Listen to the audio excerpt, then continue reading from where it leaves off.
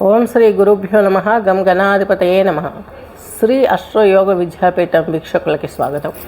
ఈరోజు మనము అక్టోబర్ మాస ఫలితాలలో భాగంగా తీసుకున్నట్లయితే ధనుర్రాశి ధనుర్లగ్నం వరకు తీసుకున్నాం. ఈ యొక్క మూల నక్షత్రం 4 పాదాలు, పూర్వాషాఢ 4, ఉత్తరాషాఢ 1 పాదం కలిపి మీకు ఈ యొక్క ధనుర్రాశి ధనుర్లగ్నం కిందకి వస్తుంది. ధనుర్రాశి ధనుర్లగ్నం వారికి ఈ సంవత్సరం చతుర్థంలో రాహు అనేది ఈ సంవత్సరం మొత్తం కూడా మీరు ఇబ్బంది పడుతూనే వచ్చారు. కానీ ఇప్పటి నుంచి ఎలా ఉంటుంది తీసుకున్నట్లయితే కొంత మార్పులు మీకు గమనించగలరు. సప్తమంలో మీకు వ్యయాధిపతి, పంచమాధిపతి ఈ యొక్క సప్తమ క్షేత్రంలో ఉన్నారు ఈ పీరియడ్లో. దాని మూలకంగా ఏమవుతుంది మీకు ధనుర్రాశి వారికి అంటే మీకు ఇబ్బందులు ఎక్కువగా కనిపిస్తాయి. మరణతుల్యమైనటువంటి ఇబ్బందులు, కనీసం మరణంలోనైనా సుఖం దక్కుతుందా అన్నటువంటి ప్రెజర్స్ ఫేస్ చేస్తూ ఉంటారు ధనుర్రాశి ధనుర్లగ్నం వారు. అంతటి ప్రభావితమైనటువంటి ఫైనాన్షియల్ స్థితిగతులు, ఇబ్బందులు ఏర్పడతాయి.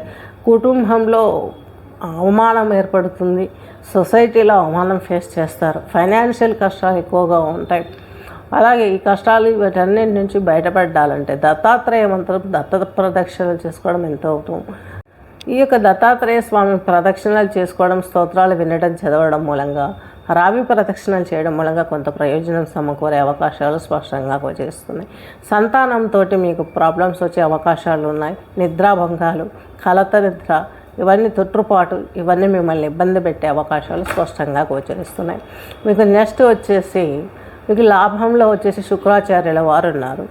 శుక్రుడు మీకు లాభాధిపతి, అలాగే 6వ ఇంటాధిపతి అంటే శత్రు రుణ రోగస్థానాధిపతి. మీకు ఈయన వచ్చేసి లాభంలో ఉన్నాడు. ఇక్కడ కొంత ఇబ్బంది పడే అవకాశం ఉంది.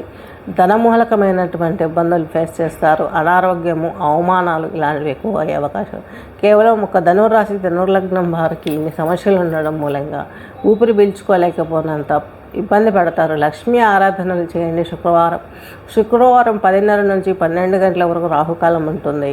ఈ సమయంలో అమ్మవారికి బియ్యం పాయసం అనగా పరమాన్నం నైవేద్యంగా పెట్టి అమ్మవారిని స్తుతించి పాలకడల వాసన అయినటువంటి అమ్మవారిని ఖడ్గమాల చదువుతూ దుర్గాదేవిని ఈ యొక్క కనకదార స్తోత్రాన్ని అమ్మవారికి తెల్లని పుష్పాలతో పూజ చేసుకున్నట్లయితే, నిమ్మకాయ హారతి ఇచ్చినట్లయితే మీకు చక్కని ఫలితాలు వచ్చే అవకాశాలు చాలా స్పష్టంగా గోచరిస్తున్నాయి. స్వస్తి.